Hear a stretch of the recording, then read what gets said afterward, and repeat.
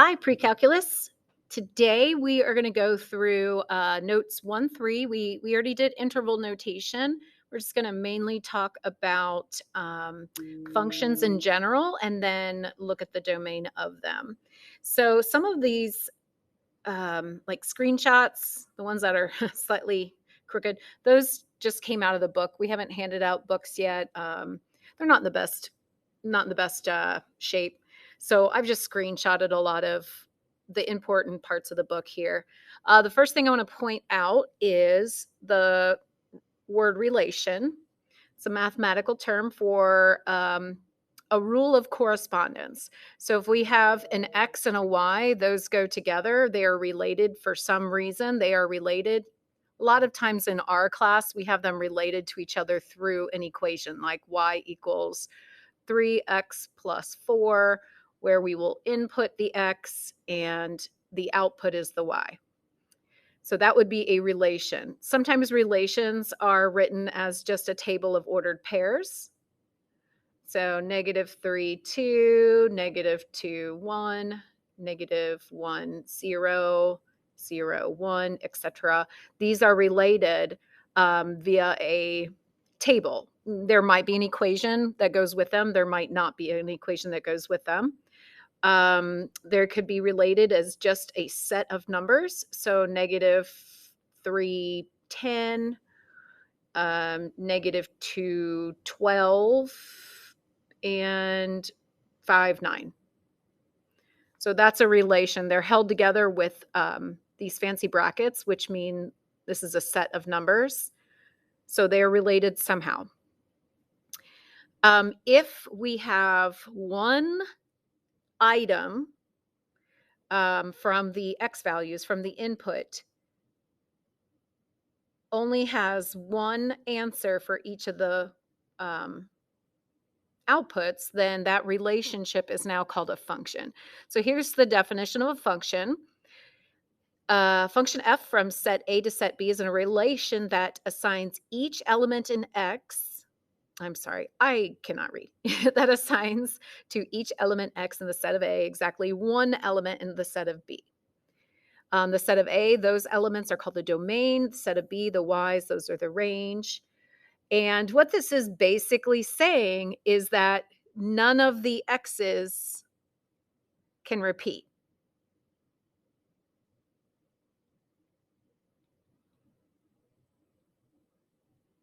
So when we have like a table of ordered pairs, I can't have like if I'm looking at this table of ordered pairs right here, if my next or any of my other ordered pairs 0, 5. So right here, if we have the same X has two different Y values, then this would not be a function. It can still be a relation, but it's not a function. And we are talking about functions in this section. So there's some more information. You can read it on your own about what makes it a function or not a function. Here's an example of a relation that is a function. Here's some ordered pairs, 1, 2, 3, 4, 5, 6. None of those repeat. So we would have a function here. There's different ways to represent a function. We're going to look at ways number 2, 3, and 4 today. So testing for functions numerically and graphically. If you are not familiar with this way of looking at a relation, this is called a mapping. And I'm saying the word, here it is, mapping or a map. And what this means is this 2 goes to 20, and we can make that into an ordered pair 2, 20. This 2 has 2 arrows from it, so the 2 also goes to 40. 4 maps on to 40. And 3 maps on to 30. Okay, so each line is a different ordered pair. Now, we're going to test to see if this is a function, and I'm observing my X values here, and I have the exact same X value, but 2 different Y's. So that's going to break the function rule. This is not a function.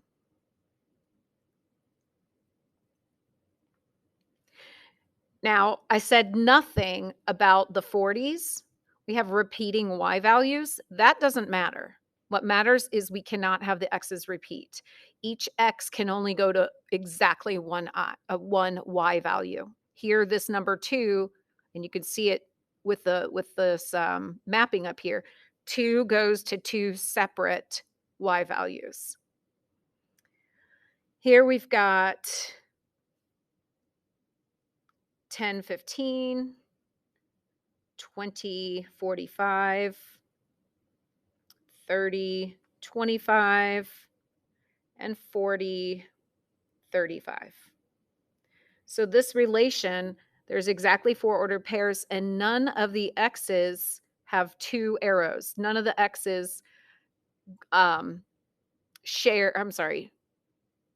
there's exactly one separate y for every single x. So this would be, yes, a function.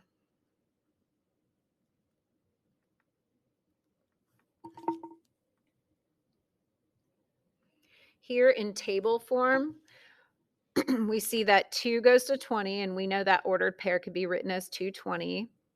4 goes to 40, 3 goes to 30, and 2 goes to 40. So here we have a repetitive x, not a function.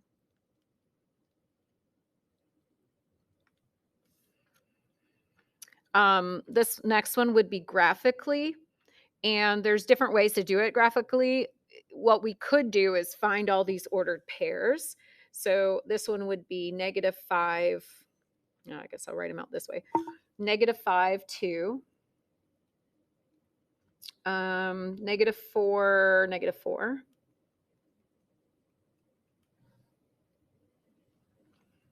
-3, 4. -2, 2. 2, -2. And 4, 3. Hopefully I didn't miss any there. So then I can look at all my x values, and I can see that none of the x values repeat. 2 of the y values repeat. Right here, we've got 2 repeating y values, but that doesn't matter. All that matters is that the x's don't repeat. So this is, yes, a function. I do not think this would be an equation that I could figure out.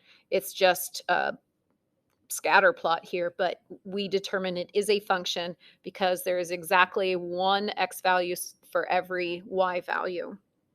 Another way to do this graphically is called the vertical line test. And here's just a bunch of graphs. The vertical line test means we take a vertical line. So I'm going to just make a vertical line here. I'll make a pink line, I guess.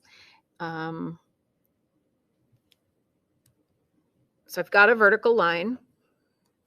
And what we do with this vertical line is we take it from left to right, and if the function, or if the relation, if the graph crosses this vertical line in any place more than once, then it's not a function. So this one, there's exactly one ordered pair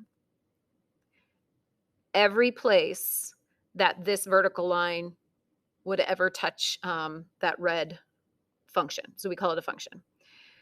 All right. Over here, every single place that I take the vertical line, it only crosses once.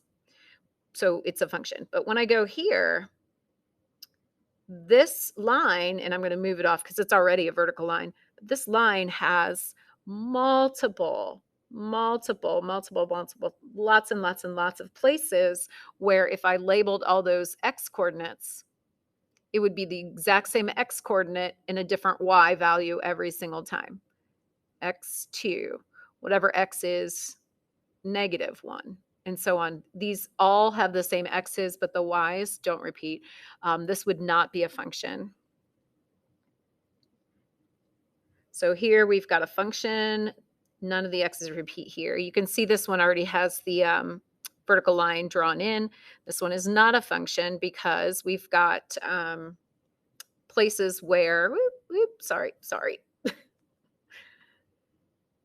We have places where the graph where the graph crosses this vertical line more than once. This here looks kind of like a cubic. That one is going to be a function at all places. Here we've got an absolute value that opens sideways. This is not going to be a function. A circle is not a function. So we've got a bunch of examples of functions and not functions, and you can use the vertical line test to figure that out. And then, excuse me, we're going to test for functions algebraically. It says solve for y in terms of x. So we're going to solve for y in terms of x. And we've got two different examples. And then we'll come back and talk about how you know if it's a function or not. So for this one, when we solve for y in terms of x, I'm going to subtract x squared from both sides. And I'll get y equals negative x squared plus 1. And then we've got it solved for y in terms of x. Same thing in the other one here. We're solving for y in terms of x. So I'm going to add x to both sides. And I'll have y squared equals x plus 1. My next step is to square root. But if I square root, I got to square root both sides. And any time that you put the square root symbol in yourself, if we don't know what y is and you're putting that square root symbol in yourself, you have to add in plus or minus. Quick little note about that.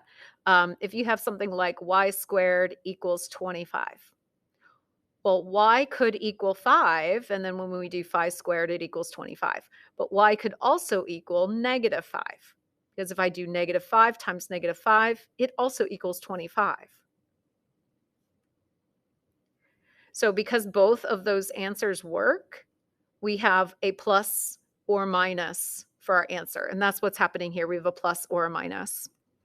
So now I have y by itself, and it equals plus or minus square root of x plus 1.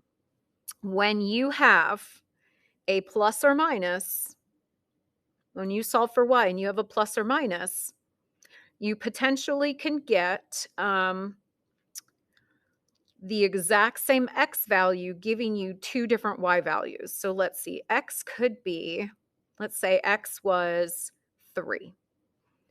If x was 3, I would have y equals plus or minus square root of 3 plus 1. So that would give me plus or minus square root of 4, which is plus or minus 2. So our ordered pairs would be 3 negative 2 and 3 positive 2. So if you're solving and you get a plus minus, that's going to give you a case where it's not going to be a function graphically.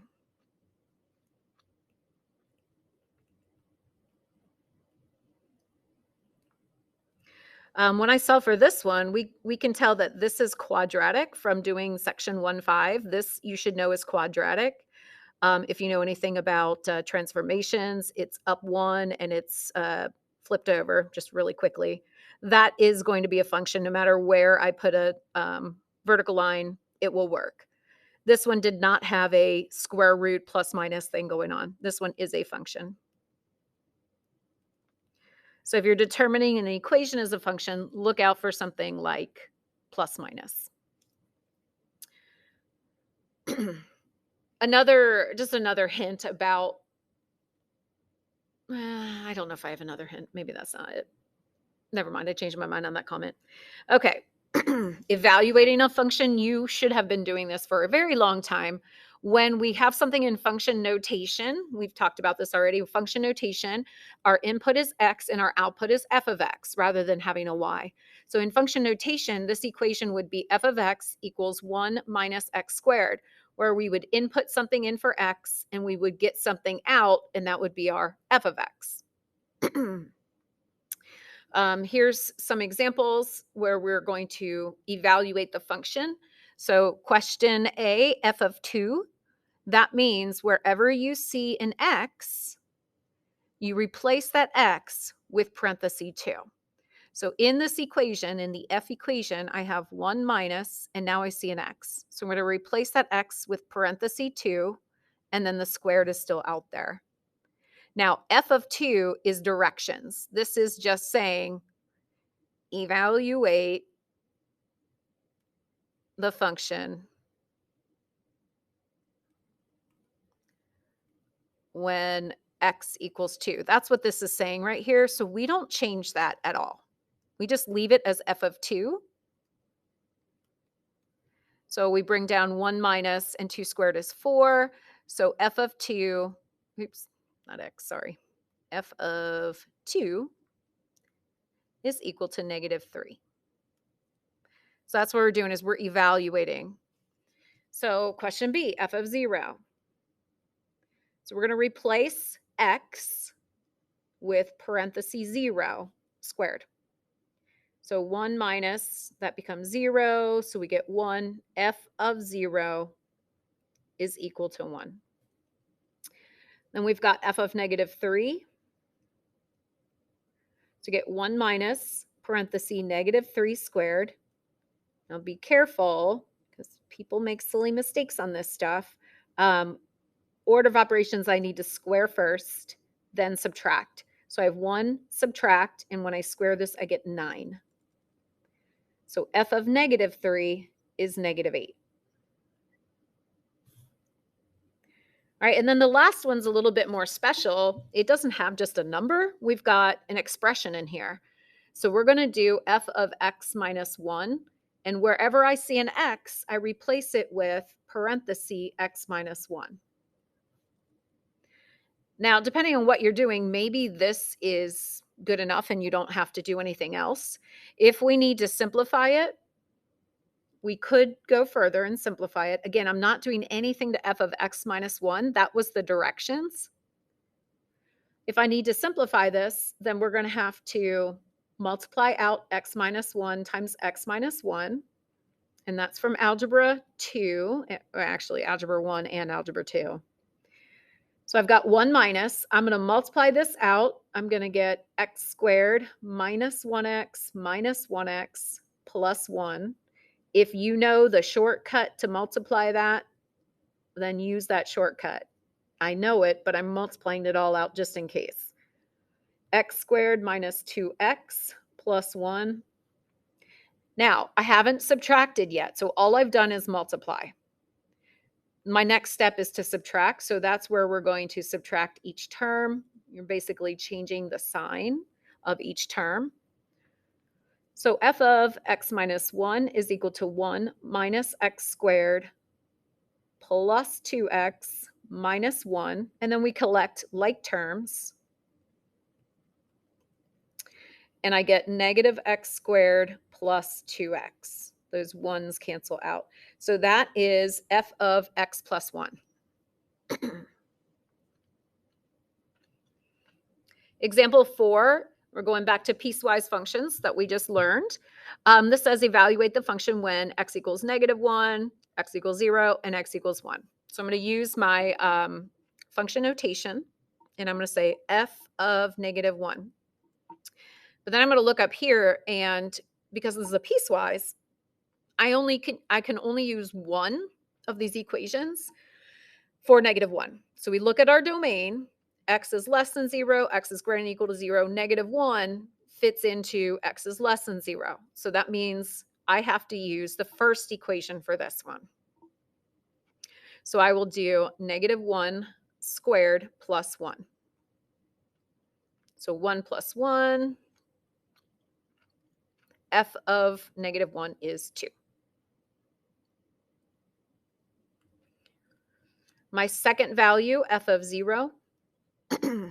So I look at my domain, and they both have 0, but this one's not equal to. This one here is equal to. So we're going to use the second equation for f of 0. 0 minus 1. So f of 0 is -1. And then our third one is the number 1. So I look over here, f of 1. And 1 is greater than or equal to 0. So we do 1 minus 1. So f of 1 equals 0. So I used the second equation for that one. So you got to pay attention to which equation by the domain. And this is probably the most complicated part of these notes. We're going to be finding the domain of a function, and our goal is to be able to find the domain without having to look at our calculator. Looking at your calculator for now is great for checking it. But we have been graphing things in section 1.5, so we do know some things about restrictions. For example, if I were going to graph the square root function, when we were graphing this function or this equation, we were not allowed, when I made a table, we were not allowed to use any negative numbers. These had to be like 0, 1, 4, and so on. We could not use any negative numbers because we cannot have negative number under the square root. So that's a restriction. Another restriction we had in section 1.5 is when we were graphing the rational function or the reciprocal function, when we were graphing 1 over x, x could not equal 0, and that gave us an asymptote.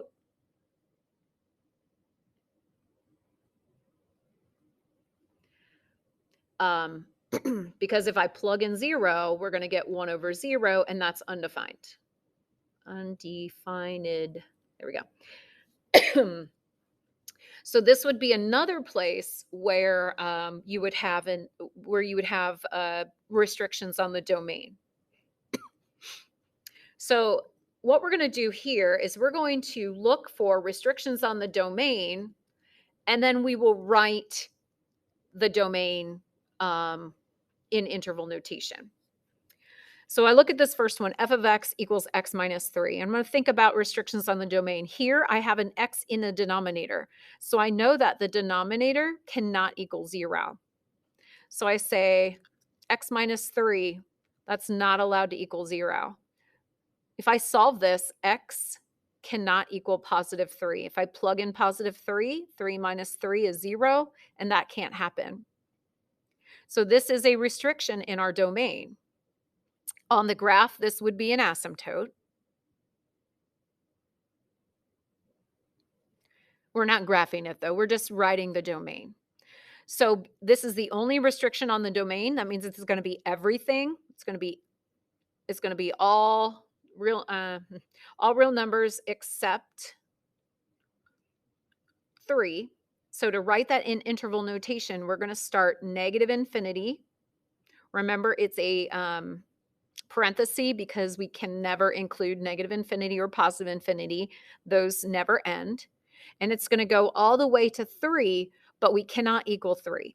So we're going to show that it is not including the 3 by a parenthesis. Then we use our union symbol because there's another part of it. And we'll have 3, but it cannot include 3. So this is skipping over 3. And then we're going to go all the way to positive infinity. So this graph, which I'm not going to have a perfect graph here, but right at 3, 1, 2, 3, there's an asymptote. And then there's 2 branches of this graph. And this is, again, this is not perfect. This is just giving you an example of what it would look like. And the fact that we have 1 branch here and 1 branch here, that's why we have in our domain 1 piece here and 1 piece here. And they're both separated by at that number 3. No, it never equals 3. So that's what our domain would look like. So I found what can't be in the domain and wrote my domain from there. Here's another one, and this one's going to be a lot more challenging. So let's see. We have a square root, and the square root cannot have a negative number under it. So since it cannot be negative, not negative, that tells me that x squared minus 4 has to be greater than or equal to 0. Hopefully you at some point solve these kind of equations. I don't know exactly what got skipped through COVID. I can imagine things like this maybe being skipped. So I'll walk you through it, how we could do it if you never learned how to solve these kind. We're going to just think about it just kind of being equals for a moment. X squared minus 4 equals 0. Just think about it. It's not equals, but we're going to think about it being equals, and we're going to solve this equation. So that's going to give me x squared. We'll move the 4 over, equals 4. And at this point, when we square root both sides, you have to put a plus minus in there. So I'm going to get that x could equal positive or negative 2. Now, this would make underneath the square root 0. We can have the square root of 0. So it's okay to have these. What we can't have is this being negative. So in all honesty, what I think the easiest way to figure out what's actually going to work here is to put negative 2 and positive 2 on a number line. And then we're going to test. We're going to test values that are lower than negative 2, in between negative 2 and 2, and greater than 2. I know that positive 2 and negative 2 do work because this is greater than or equal to, and this is the equal to part. This is the equal to. So the equal to part says those will work for sure. 2 and negative 2 and positive 2 are part of the domain. They work. We just have to figure out if numbers less than, if numbers in between, or numbers greater than will work as well. So here, I'll label this test 1, test 2. No, I'm not going to label it that way. I lied. I'm going to label it by the actual number I'm testing. So you can really pick any number you want less than negative 2. I tend to pick something really easy for me to square. So I might test negative 10. And then since I'm testing negative 10, I'm also going to test positive 10. And then in between, I can test anything in between. How about test 0? Trying to make these as easy as I can. So I'm going to test negative 10.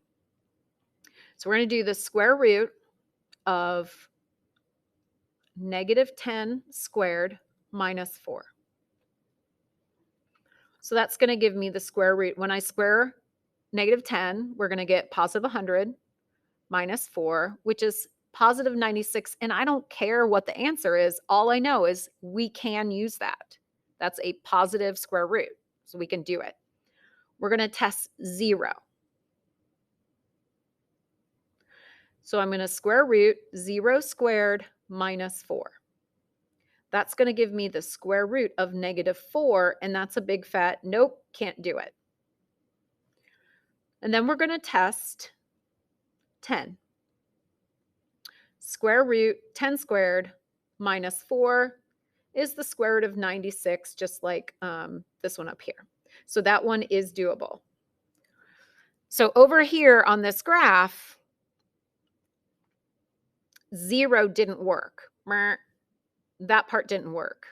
The parts that did work were the negative 10 and the 10. So anything lower than negative 2 works, and anything above negative 2 works. So we're going to write interval notation for this picture here. I'm going to start with my lowest number, which is negative 10. No, sorry, negative infinity. And it cannot equal negative infinity. We're going to go all the way to negative 2.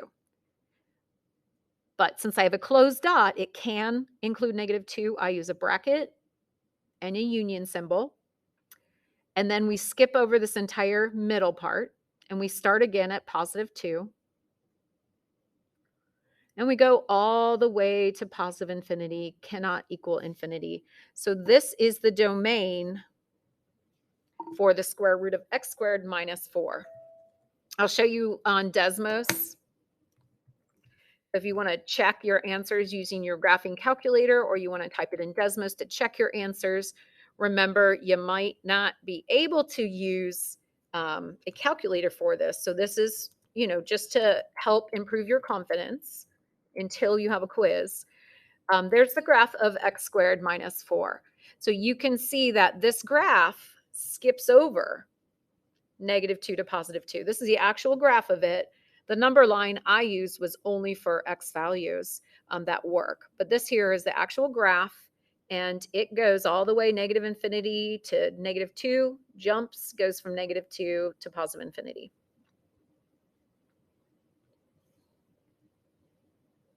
All right, our next one does not have any square roots. It does not have any fractions. We should recognize this as being quadratic. And our, what's it called? Domain on all quadratics is all real numbers. So we don't have any, oops, that's not how we do interval notation though. We don't have any limitations. We don't have any restrictions. So all real numbers would be from negative infinity to positive infinity. So that would be your domain. And then this last one is pretty challenging.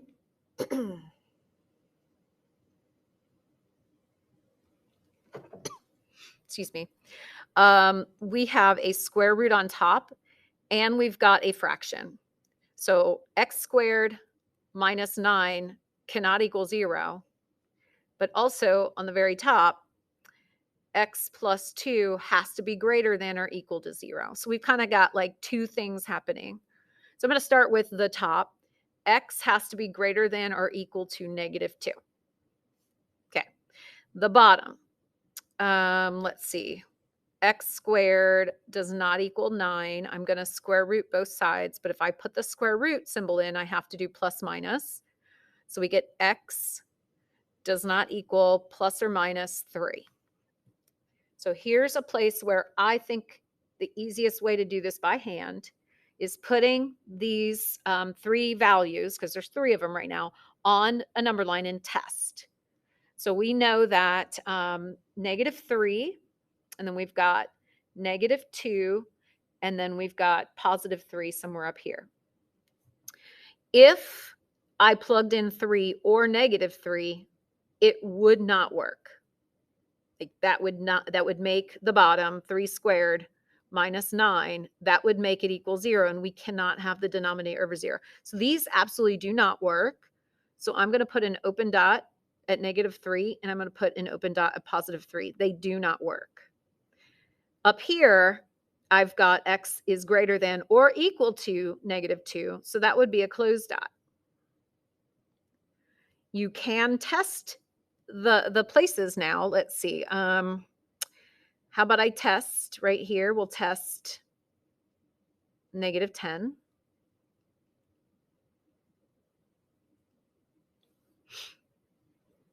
So on top, the square root of -10 plus 2, I can already stop because that would be the square root of, I can't stop, I guess. Oops, it's minus. The top, though, you could stop after the top because that can't happen. That would be the square root of -8, and we can't have the square root of a negative number. So I know that it is not here. In between -3 and -2, I could just read this right here that is telling me it cannot, that it has to be greater than -2. So I know that's not going to work. You can also test like -2.5.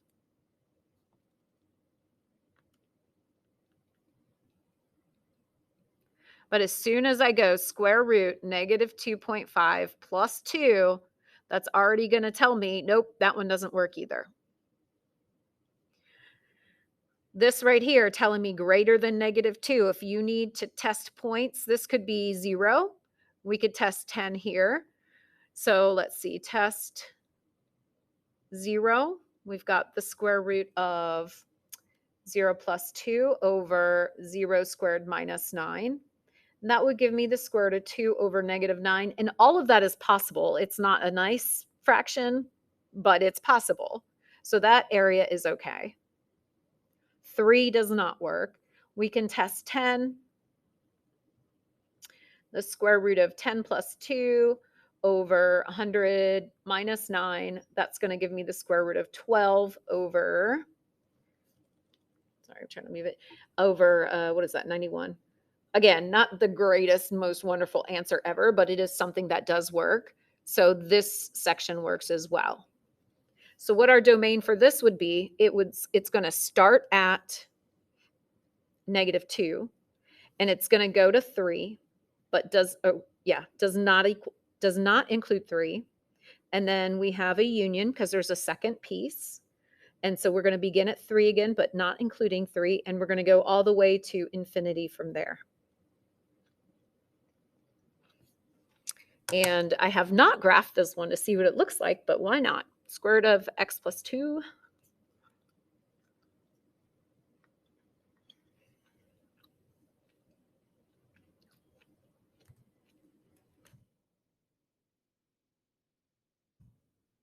Over x squared minus 9. So sometimes it's hard to tell if a graph just starts somewhere or if you just can't see it, especially when you're on your graphing calculator. Here, because I'm moving my cursor around, I'm like holding the cursor down at the very end point, -2, and then I'm trying to move it this direction. I can see there's nothing over here. And then we can kind of tell there's an asymptote at x equals 3. I'll just put in x equals 3 so you can see that asymptote. Let me make it a different color. Make it red. You can see there's an asymptote here. So there's ways to kind of check to make sure that your answers are looking right.